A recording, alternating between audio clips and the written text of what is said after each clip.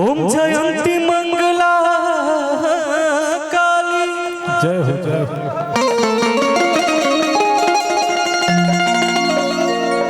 ओम जयंती मंगला काली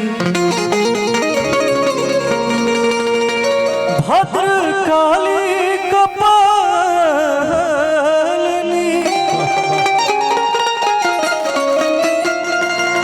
दुर्गे क्षमा शिवा धात्री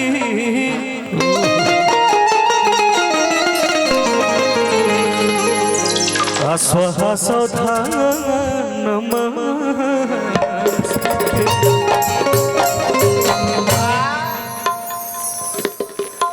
इतना बढ़िया माहौल बा होली के। एगो होली के बहुत ही अच्छा गाना बा। एक जना के मरद बॉर्डर पे बाड़े और घरे बाड़ी अपना भाव में बोलत है कैसे कैसे देशवा के सन हो संयम और जवान हो भले बड़ दूर हमसे हवन मोर परान हो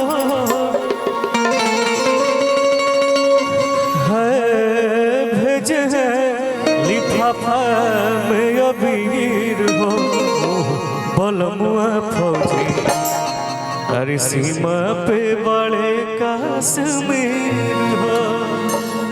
क्या भाव एक जन आ जाए मतलब तो बड़ा अच्छा रहे।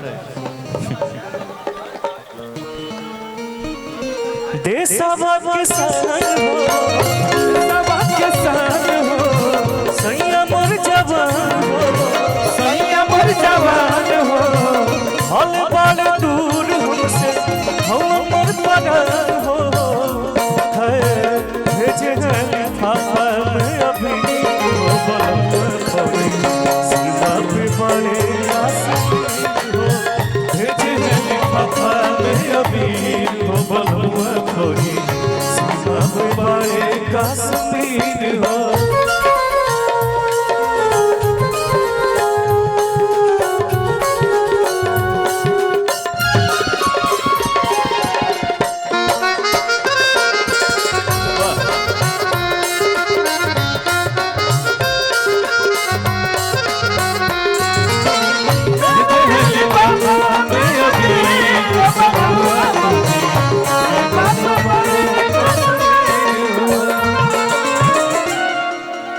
और क्या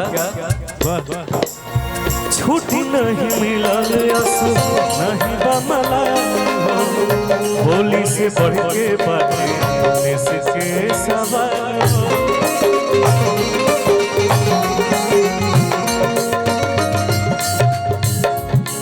आज बहुत चटका था।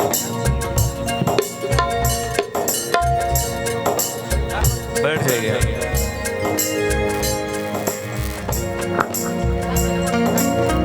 आज हमने के सुरक्षित पानी जाता सीमा पे जे बाड़े जाए हमने के आज कूलो सीमा पे बाड़े जाए तब हमने के आज सुरक्षित पानी जाए।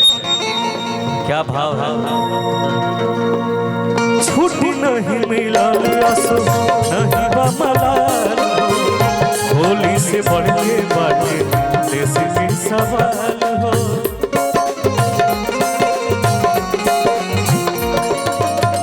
छुट्टी नहीं मिलल असो नहीं बमलाल होली से बढ़ के बाटे देश के सवाल हो।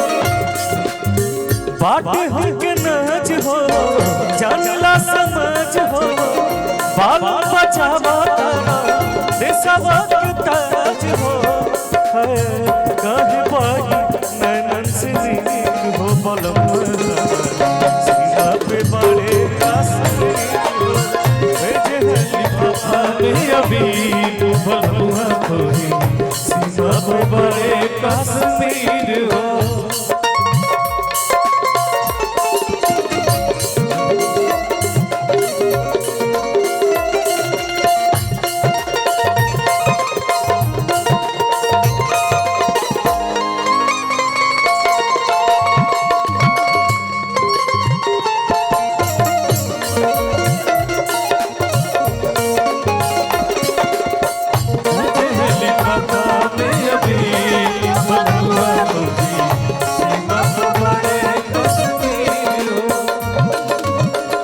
और क्या कैसे बिनय बलमुआ पवन बाड़े मुर्गुमा सीमा पे रक्षा कर उनके भगवान हो।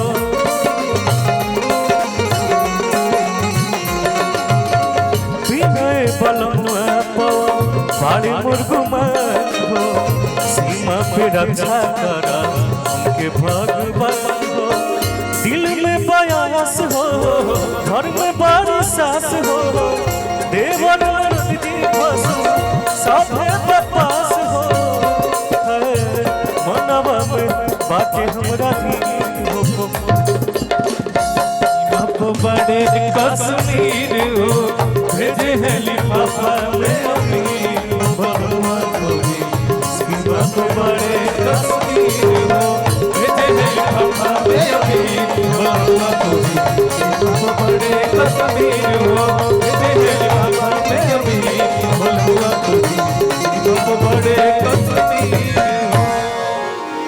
क्या बात है।